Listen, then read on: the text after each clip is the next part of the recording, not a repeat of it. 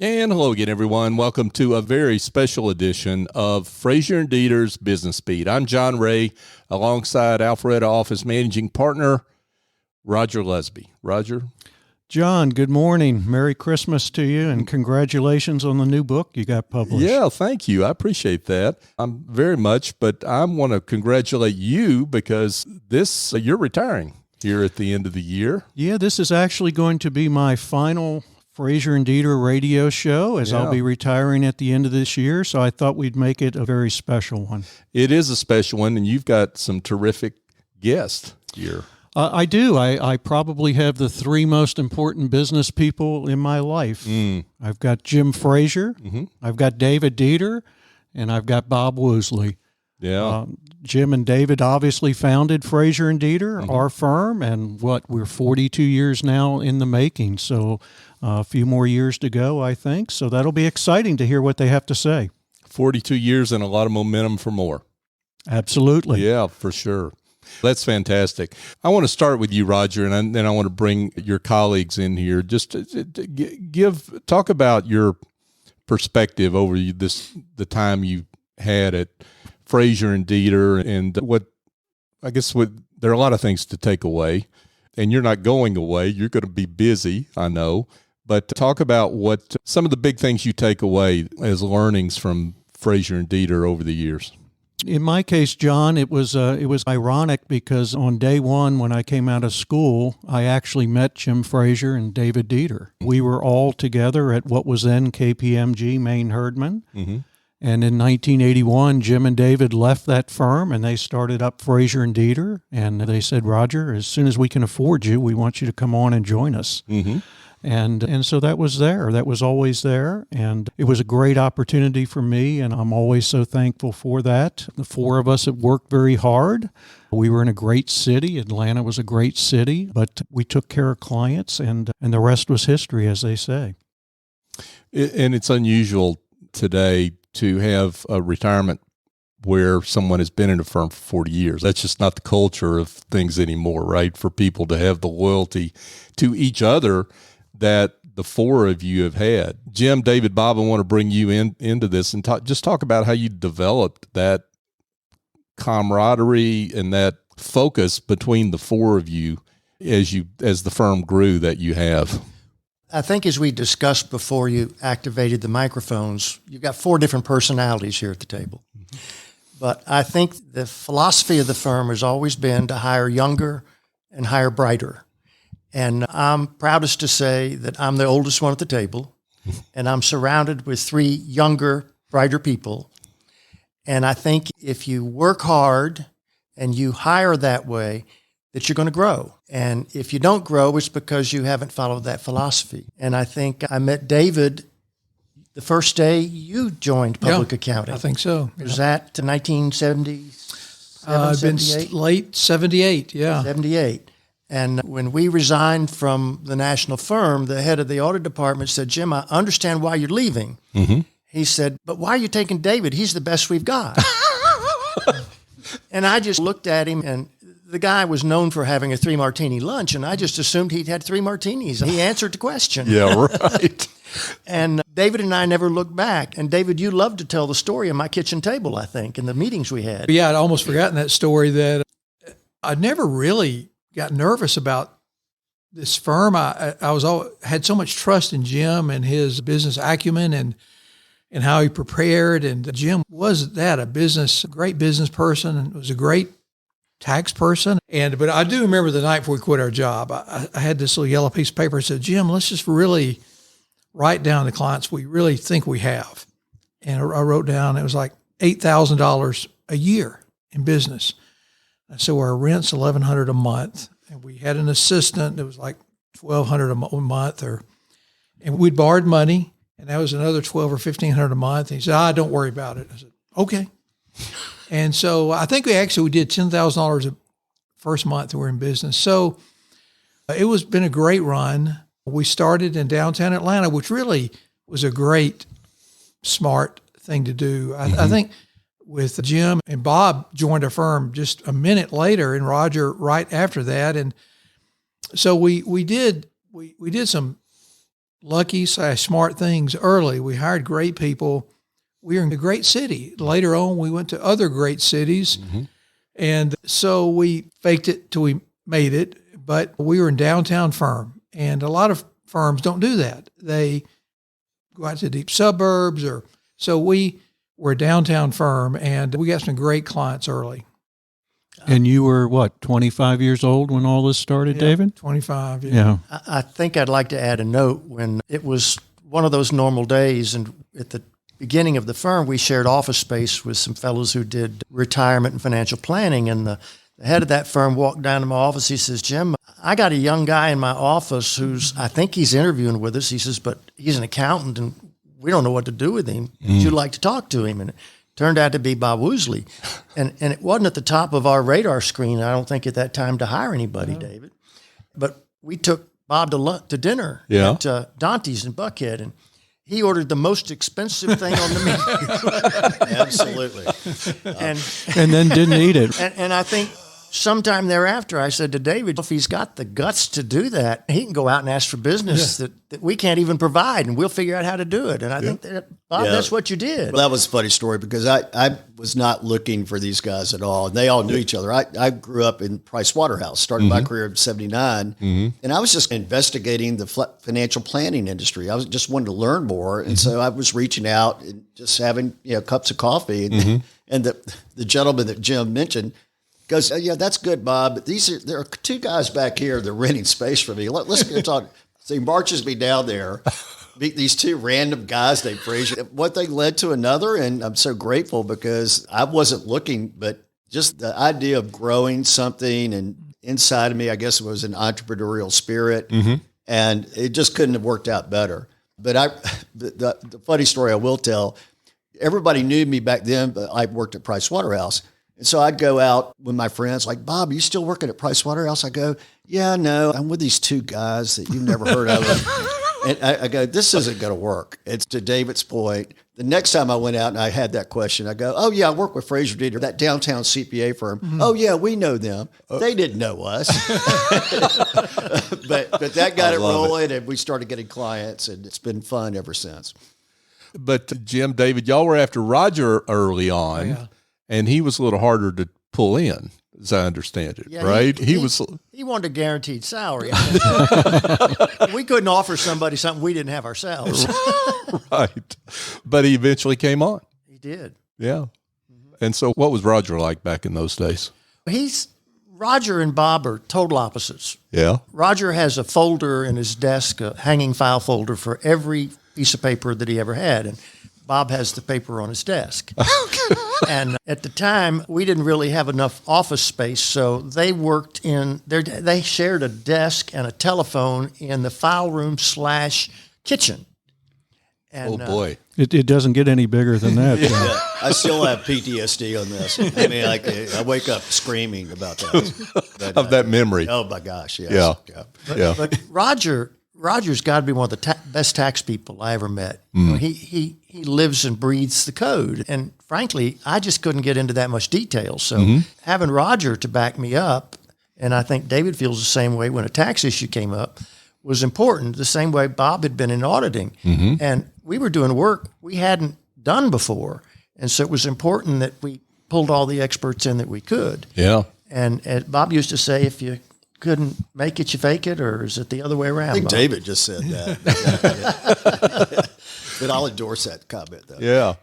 So last week I was fortunate enough to be at Roger's retirement party, and we were celebrating him and David and his retirement. But you told a great story, I think it was you, Jim, about Roger's attention to detail, and when you got back something that had been vetted by Roger and he had made remarks over it, how valuable that was. Yeah, a little bit of background. In grad school, I worked for a consulting firm, and everything you wrote got reviewed by somebody. So when Roger came on board, when I would write a client a letter, I would give it to Roger to review. And the first time I did it, it came back with red marks on it. I thought, what the dickens? My name's on the letterhead. He marked up my letter in red. But I looked at it. It was a much better letter. So I thought, I can live with this. And it was easier for me to deal with than our younger staff, because they'd get things back from him marked up in red. And I'd say, hey, if he can do it to me, he can do it to you. Yeah. And Roger, I thank you. You made a lot of my letters and a lot of the analysis work I did a whole lot better. Well, thank you. Yeah, that's awesome. What a great story. It's teamwork. Yeah, yeah. Speaking of teamwork, you've talked about your different personalities and how you brought those different personalities together to build the firm that you've built. Talk about that and talk about how you were able to do that. And I'm sure there were some moments where that there was some friction along the way but friction is a good thing, right? Because it creates some value if you allow it to, right? I think that's right. It's part of iron sharpening iron that our differences really, as it turns out, were a strength. I think Bob was mentioning earlier, we hired a business psychologist early, and he said, oh my gosh, you guys are so different.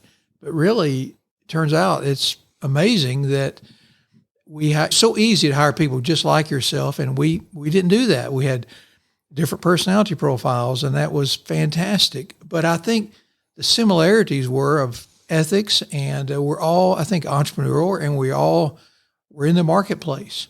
And I think one good thing about starting a firm is you really realize we need to be in the marketplace, and we need to make those clients happy enough that they can find their checkbook and pay us so we can draw a paycheck. So that became pretty clear early on. Yeah. And I'll just add this, and I'll compliment Jim, because Jim's background is an engineer. And he had us, and I'm probably his worst problem, being the least organized, but man, we had a process. And we met regularly, and Jim, in a good way, but he held us accountable, and we had our time in every day. We had our bills went out. He taught us, like, okay, the first bill that goes out, that your client's going to get it, it's going to be our bill. If we can't handle our own business, how can we advise them on their business? So that rigor, I think the guys would agree with us, really propelled us. We weren't messing around. And I thank Jim on that. He basically had it organized. Sometimes it was annoying. But it was, man, it really worked, and it's carried through to the firm today. Yeah, we were in our 20s, and he taught us how to run a company. He set us up with processes, procedures, how to be efficient, how to service a client, and those were great things. But he wasn't an accountant, and nor was Bob. David and I were probably more accountants. I was an accountant, Roger. One thing that Jim would always say too, and Dave would always say too, is do not worry about the money. Serve your clients, and the money will come. Take care of your clients. And that was, I think, a fundamental thing that Jim taught us. Don't worry about it. Do good work and invest in the relationships, which is basically our brand promise. Wouldn't you guys agree with that? I would, yeah. I would say even those things you're talking about, I like that word rigor. That still, even we have a huge firm now of hundreds, 500, wherever how many people we have, that's still in the bones of the firm now of running a good shop. So maybe it's drifting a bit, but it's in the bones of the firm of it. Let's run a good operation. And I think one of the challenges is with the millennials, older and younger, they're used to voicemail, they're used to emails, they're not used to sitting across the table and looking at someone and talking to them. And when they understand the importance of service, when they get the joy that comes from meeting with a client and having the client leave happy, they light up and they get it. And I take great satisfaction in watching a lot of the younger ones grow into that. And that's the challenge of the people we're leaving behind, is they've got to raise the next generation, because we do hire younger and brighter. Right. They just don't have that skill set yet. Yeah, wow. Lots that you laid out there.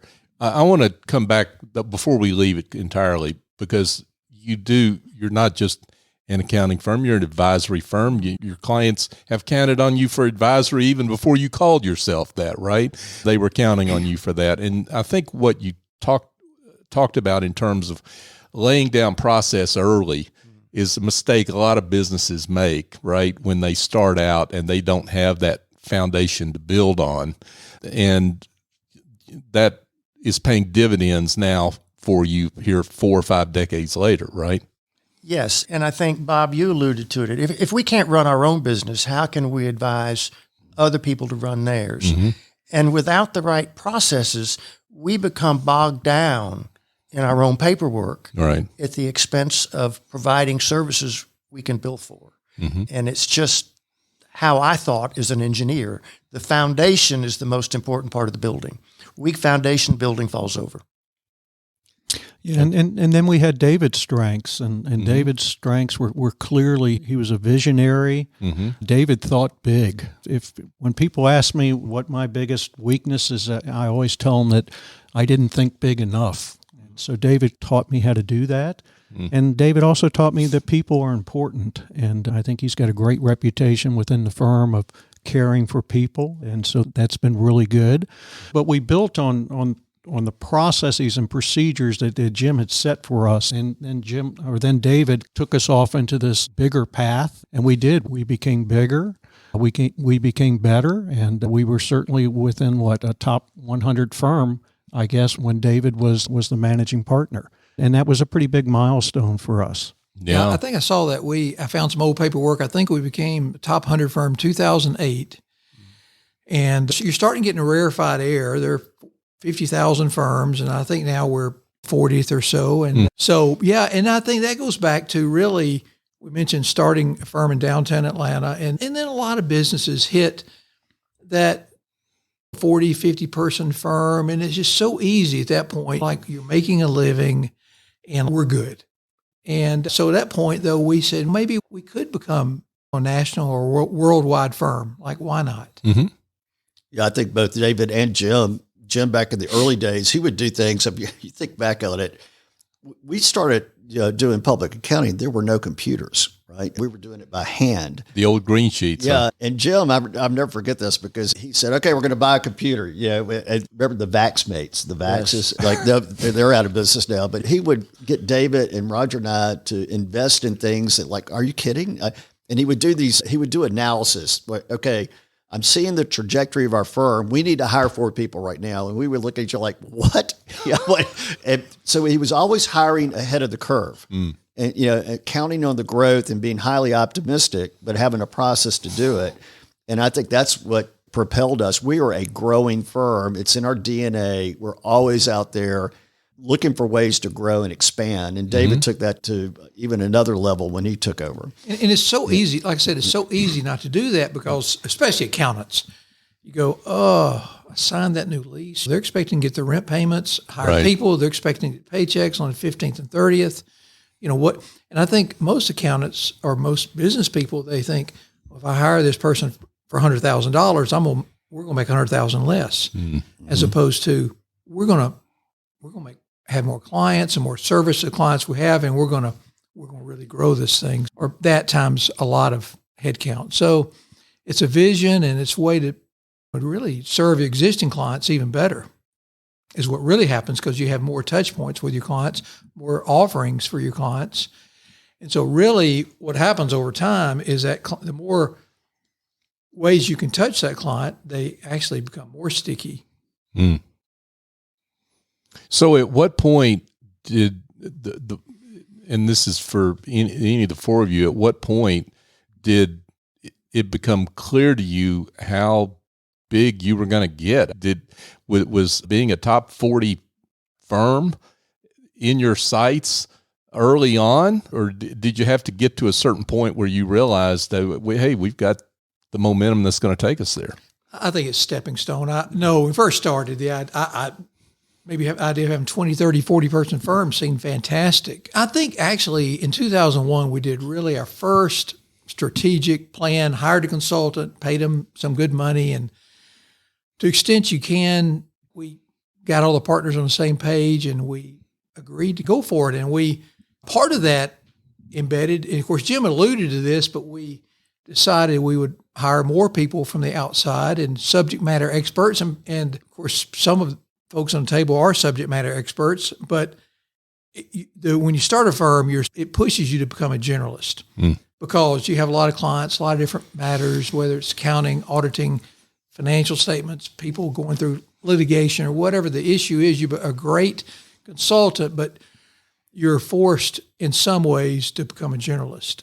So whether it's international tax, public company work, sales and use tax issues. So we decided, let's hire folks that really are deep in niche areas. So that really helped propel the growth. We hired Seth McDaniel. He was at the Public Company Accounting Oversight Board. We hired Wayne Reed, who was a really choice person at Anderson. And then they started bringing some of their friends, and that really helped propel us. Mm-hmm. Really, if you take a step back and you think about the early 2000s, we all remember when Arthur Anderson imploded, and then with WorldCom and Enron. And so it was huge disruption in the accounting profession because Frazier Deeter had a culture of being opportunistic and entrepreneurial. It was really David and with his partners that said, this is a chance, man. The Big Four, or the Big Eight became the Big Four over a few years. They are literally getting rid of great clients. But more than that,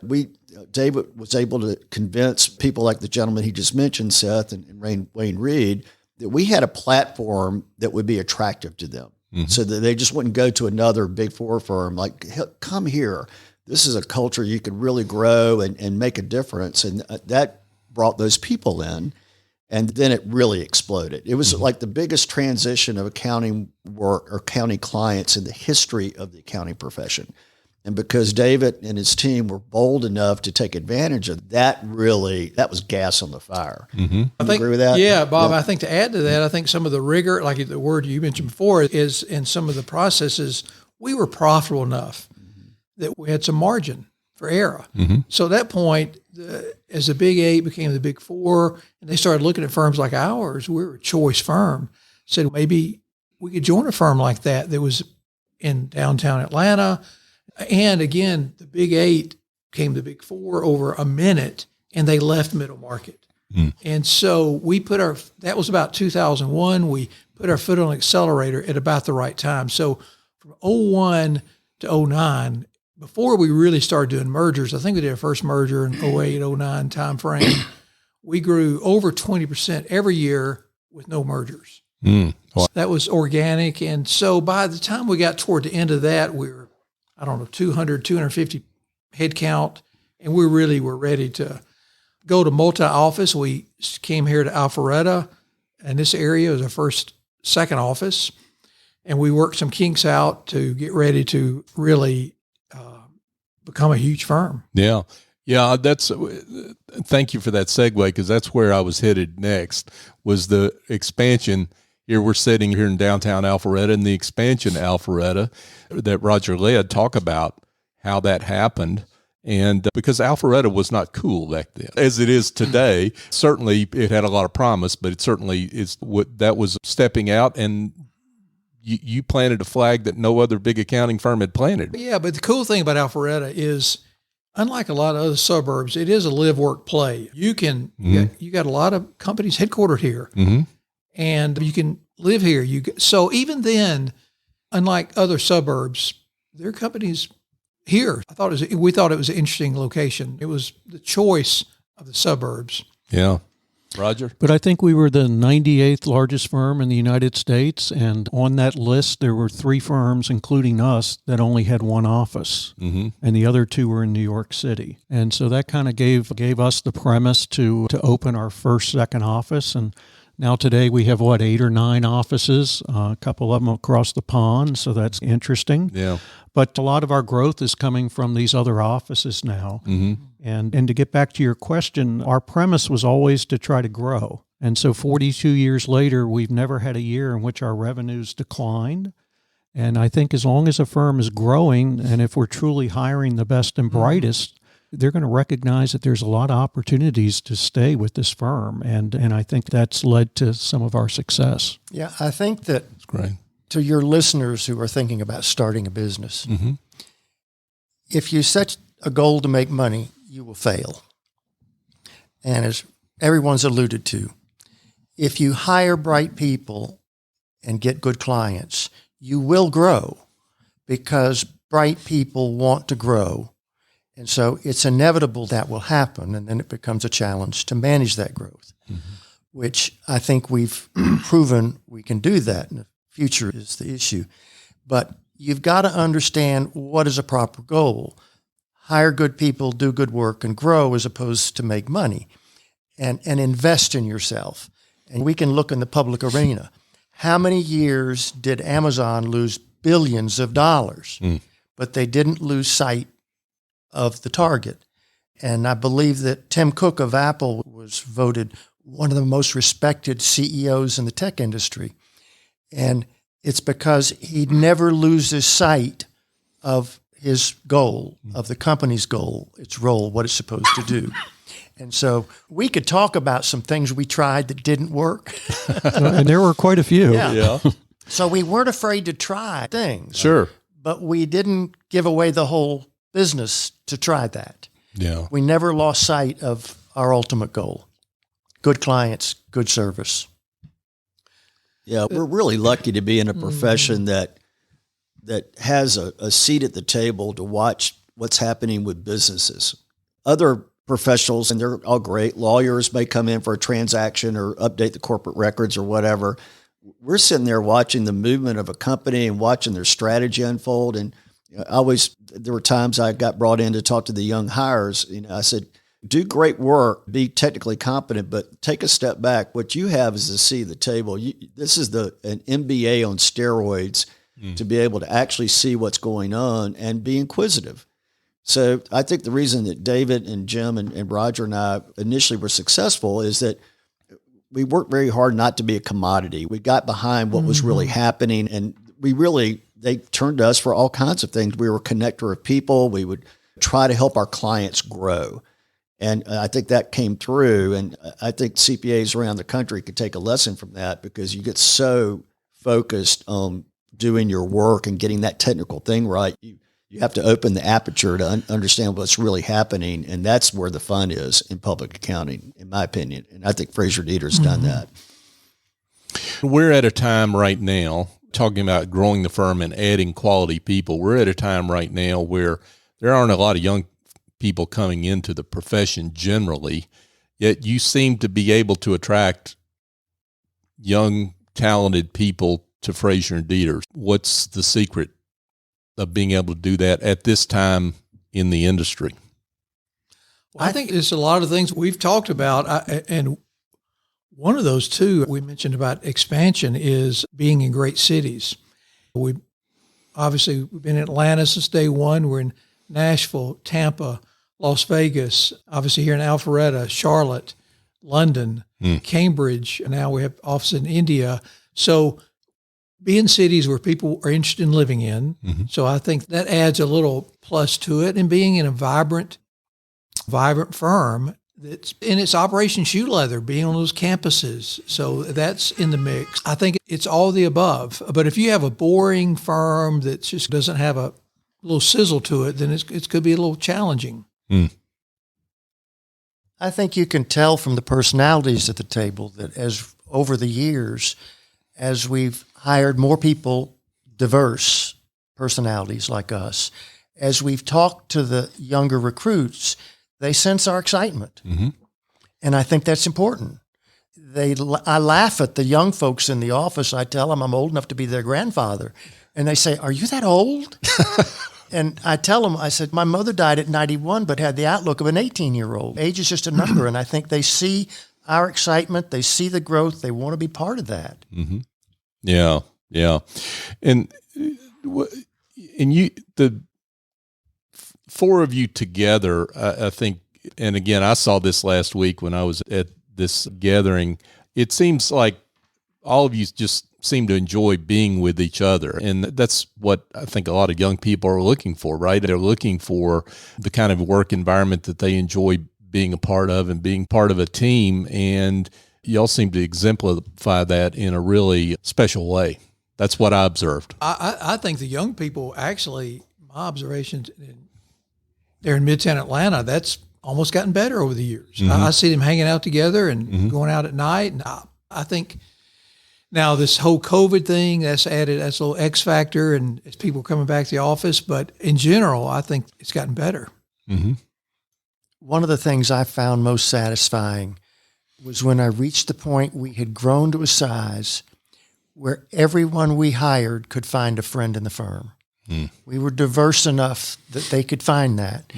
And when you think about it, you spend more of your waking hours at your job than anywhere. Yeah. So you got to like the people you work with. You got to like what you do. Jim, do you still have them sharing offices in the file room? Bob, this is going to come as a shock to you, but we don't have a file room No, anymore. we don't. No, I kept looking for it the other day. That's right. Nor a phone, right? Exactly. And when you, in all candor, I like myself as an individual, but I don't want to sit at the table with three other Jim Fraziers. I like these guys. Yeah. They, over the years, they've intrigued me in the way they thought. They've encouraged me. They've given me viewpoints and ideas that I wouldn't have gotten on my own. Thank you. Yeah, to pile on what you guys and what Bob was saying, really the fun is working with client. These obviously, so you think about your two marketplaces, internal and then external, working with clients. And I think I mentioned this the other day, but when I was in college, I never met a CPA, but I heard they're a trusted advisor and you can make a good living. And both of those are true. So you fast forward all these years and people, you are a trusted advisor if you lift your head up. And people call us with the craziest questions, and it's fantastic. What doctors you go to, what, just you let your imagination run. And so you become their friends if you want to. You really, Bob was saying the numbers tell a story. Sales up, sales down, how they're doing financially. Are they in trouble? They've missed a financial covenant. So anyway, you become a trusted advisor, need a new banker. Whatever the situation is, they have a lot of personal issues. That comes up a lot.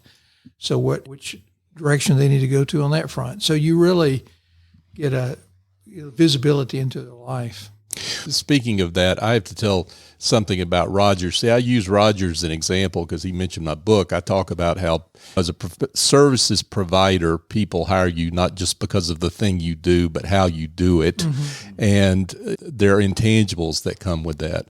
And I just remember, I won't mention his name unless you want to, Roger, but it's out there for people to find if they want to find it. But you had a gentleman on the show, and he was going on during the show about how well the firm had done. And finally, toward the end of the show, I said, talk about how Frazier and Deeter has helped you and all that, and how Roger's helped you along. And the first thing he said was, I'm an excitable guy, and when I need be calmed down, Roger just is so calm and helps me with. That's the first thing he mentioned, as opposed to all the other technical things he could have said, which I use that as an example, Roger, for others to just mention how important those intangibles are with clients. Yeah, you never know what a client's going to say. You never know what a client's going to appreciate. But those are important points. Yeah. But yeah, I remember when David and I took on the task to try to figure out what our secret sauce was as a firm, because we wanted to figure out why Frazier and Deeter always seemed to do so well. We were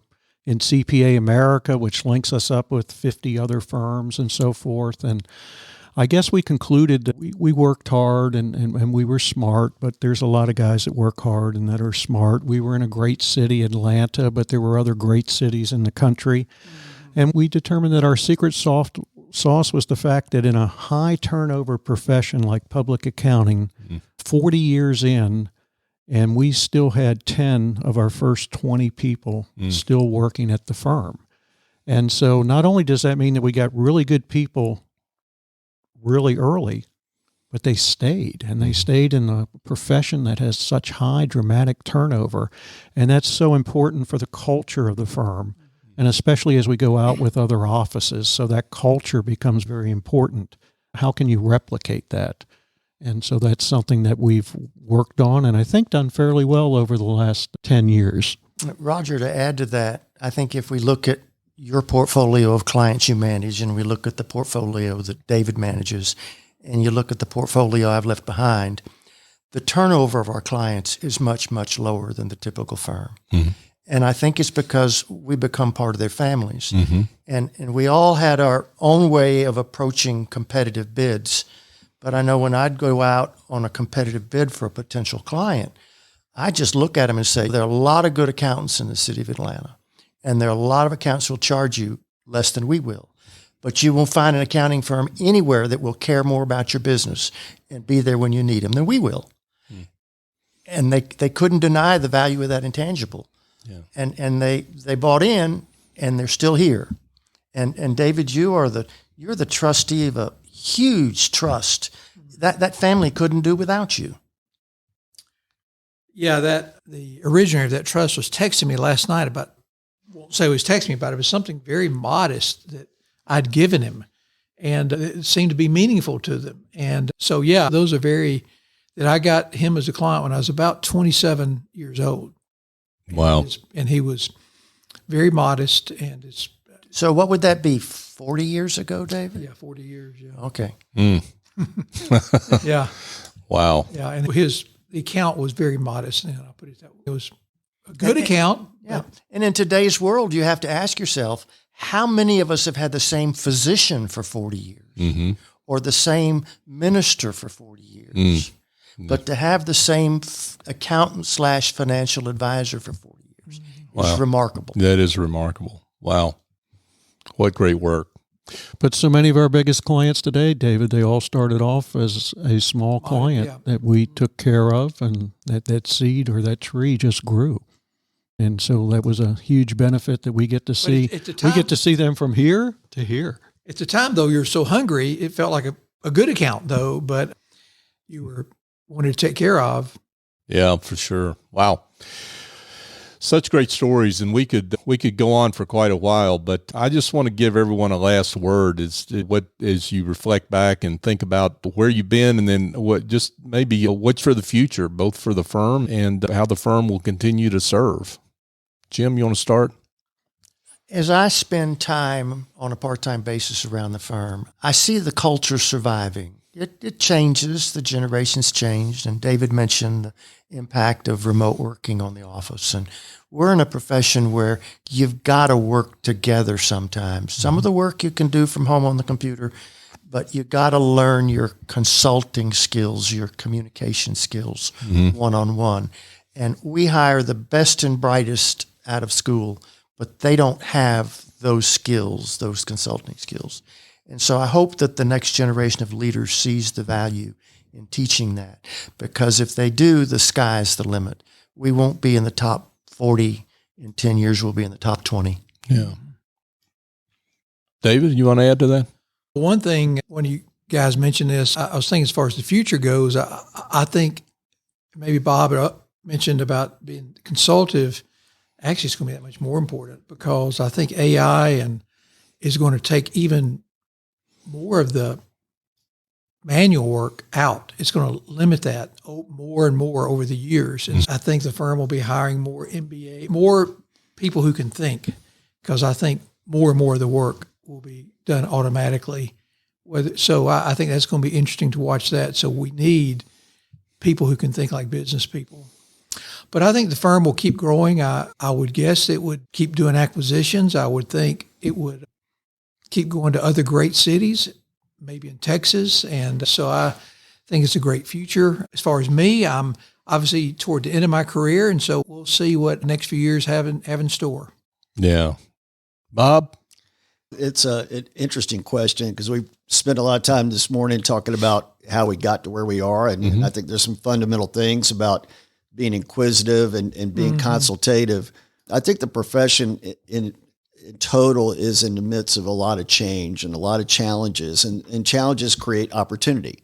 So to me, Frazier Deeter has the chance to be really innovative, carry that culture, create services that the clients really need that other CPAs may not be thinking about right now. I think we have a lineage of that. But to Jim's point, it's going to come down to personal relationships and to be able to communicate and resonate with the client. I don't care if they're a public company or a startup. If we can carry that on and not be so wed to our compliance business, we're lucky that companies have to file their tax return and they have to get an audit. That's table stakes, as David, you would always say. To me, it's your ability to actually understand what's really going on, what's the company really trying to get done, and to be able to map into that and help them. The sky's the limit. And I think Frazier Deeter has a chance to do that. And I think it's an exciting time. I'm not leaving yet, so I'm going to have still more gas in the tank as we wave goodbye to these three gentlemen.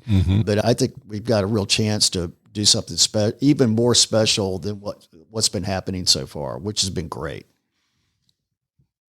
Roger? As usual, all my partners have got great comments, and I agree with all of them. I would just say to the young people, this is a great profession. We have such great opportunities in our profession.